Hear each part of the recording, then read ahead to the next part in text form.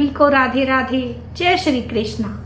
तो आज हम 11 माता और 2 भाइयों की कहानी लेकर आए हैं। कहानी बहुत ही अच्छी, इंटरेस्टिंग और शिक्षाप्रद है। कहानी को पूरा सुनिएगा और अगर कहानी अच्छी लगे तो कमेंट में राधे राधे लिखना मत भूलिएगा।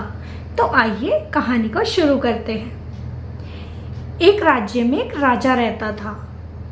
उसी के छोटे से नगर में 2 भाई रहते थे। दोनों भाई राजा के यहाँ पर नौकरी किया करते थे। बड़ा भाई बहुत सीधा साधा था। वह विष्णु भगवान का परम भक्त था और एकादशी का व्रत भी किया करता था। उधर छोटा भाई चापलूस और चालाक था। वह राजा साहब की चापलूसी किए बिना नहीं मानता था, क्योंकि उसे पता था चापलूसी करूंगा तभी तो राजा साहब प्रसन्न होंगे और मुझे बहुत सारा धन देंगे। इसीलिए वह अपना काम करवाने के लिए राजा साहब को मस्का लगाता रहता था। ऐसे ही राजा भी छोटे छोटे उपहार उन्हें देता रहता। जब भी वे छोटे भाई को कोई उपहार देते तो छोटा भाई राजा साहब की इतनी जय जयकार करता कि उनकी इतनी बड़ाई करता कि पुल बांध दिया करता था। राजा साहब भी फूल कर कुप्पा हो जाते। उधर बड़ा भाई जब उसे कोई उपहार मिलता तो हाथ जोड़कर भगवान विष्णु का शुक्रिया अदा करते कि हे भगवान, आपकी वजह से ही आज मुझे ये मिल पाया है, मेरा परिवार खुशी से चल रहा है।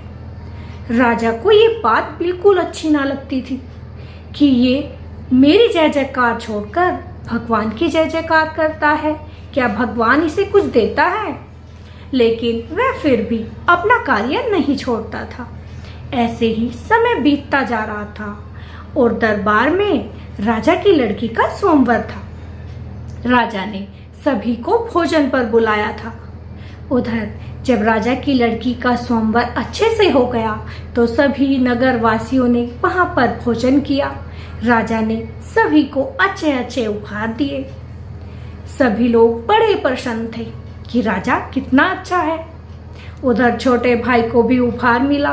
उसने पहले की तरह फिर से राजा साहब की तारीफों के पुल बांधने शुरू कर दिए। लेकिन बड़े भाई ने पहले की तरह अपने भगवान का शुक्रिया अदा किया। राजा उस दिन जल भूनकर राख हो गया कि अब तो इसे सबक सिखाना ही पड़ेगा। ये तो कभी भी मेरी तारीफ नहीं करता, बस अपने विष्णु को ही मानता है। ऐसे ही कुछ दिन बीत गए। एक दिन राजा ने दोनों भाइयों को अपने पास बुलाया और कहा, छोटे भाई से बोले कि आज तुम मेरे शाही रास्ते से जाओगे, जहां को मैं ही जाता हूँ। छोटा भाई बहुत खुश हो गया कि राजा साहब आज मुझे अपने वाले रास्ते से भेजेंगे, जो कि बहुत सुंदर होता है। मैंने सुना है वहां पर फूल बिछे रहते हैं, फूलों की इतनी अच्छी सुगंध आती है, मखमली बिस्तर पड़े रहते हैं। छोटा भाई तो बहुत खुश हुआ और उसने राजा साहब की जय जयकार करना शुरू कर दिया। उधर बड़े भाई को उस दिन राजा ने अपने पास ही बिठा लिया। छोटा भाई खुशी खुशी उस रास्ते से अपने घर की ओर चल दिया। जब छोटे भाई ने देखा कि इतना सुंदर रास्ता है, फूल ही फूल बिछे पड़े हैं, मखमली बिस्तर रास्ते में लगे हुए हैं, कालीन बिछे हुए हैं, वह तो बहुत ही खुश हो गया। उसने सोचा, अरे इतना सीधा सा रास्ता है, ऊपर से कहीं गड्ढे न कांटे, तो आज तो मैं आंखें बंद करके घर चला जाता हूँ। उसने वहीं से आंखें बंद की और घर की ओर चल दिया। उधर राजा ने उसके लिए एक चांदी से भरी हुई कलश रखवा रखा था रास्ते में। अब उसने तो पहले ही आंखें बंद कर ली थी, इसीलिए उस बेचारे को वो कलश नहीं दिखाई दिया और वह अपने घर चला गया। राजा सोच रहा था कि छोटे भाई को तो कलश मिल गया होगा।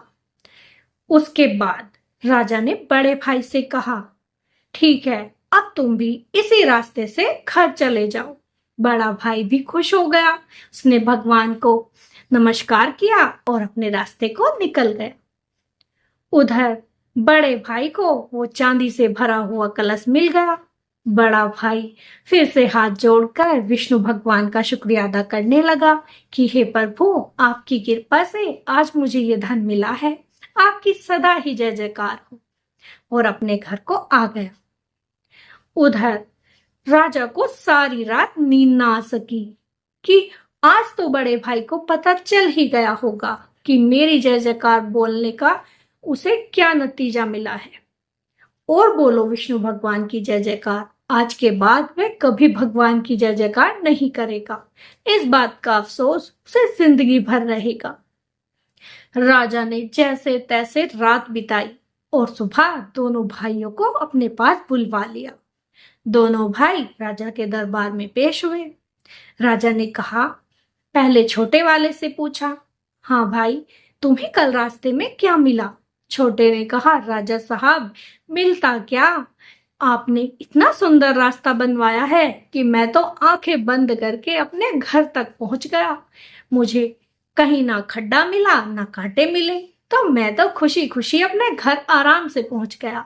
आपका बहुत बहुत धन्यवाद। उधर जब बड़े भाई से पूछा गया तो बड़े भाई ने कहा, राजा साहब, भगवान की कृपा से मुझे एक चांदी से भरे कलश मिला और मैं बहुत खुश हूं कि भगवान ने मुझे इतना धन दिया। राजा को ये सुनकर बहुत गुस्सा आया, लेकिन कह भी क्या सकता था, बेचारा मन मौज कर रह गया। लेकिन राजा को अभी चैन ना आया। उसने सोचा कि मैं कोई ना कोई जतन तो करूंगा और इसे सबक जरूर सिखाऊंगा। अब राजा ने एक दिन फिर से दोनों भाइयों को अपने पास बुलाया और फिर से उन्हें उपहार दिए।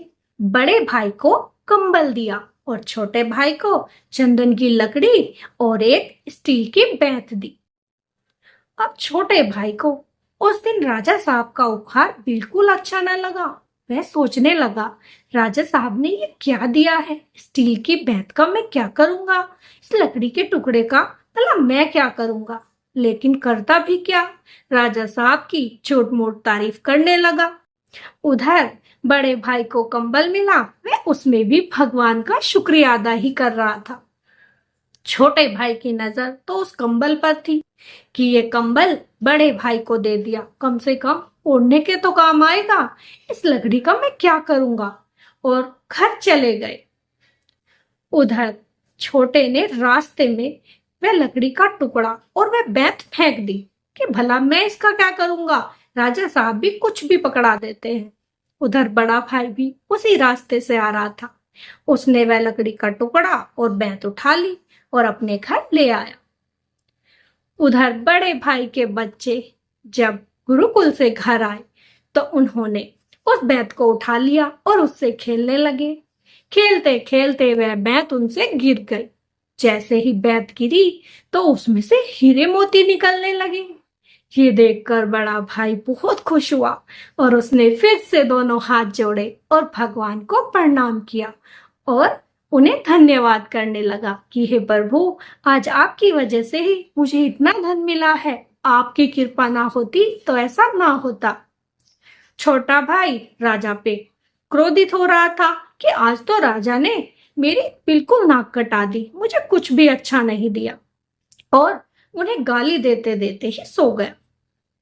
उधर राजा मन ही मन सोच रहा था कि आज छोटा इतना अमीर हो जाएगा कि कल राजमहल नहीं आएगा और बड़े को इस बात का अफसोस जिंदगी भर रहेगा। लेकिन हुआ उसका उल्टा। अगले दिन सुबह सुबह छोटा भाई राज दरबार में पहुंच गया। राजा ने छोटे भाई को देखकर हैरानी से पूछा, अरे आज तुम अकेले ही आए हो?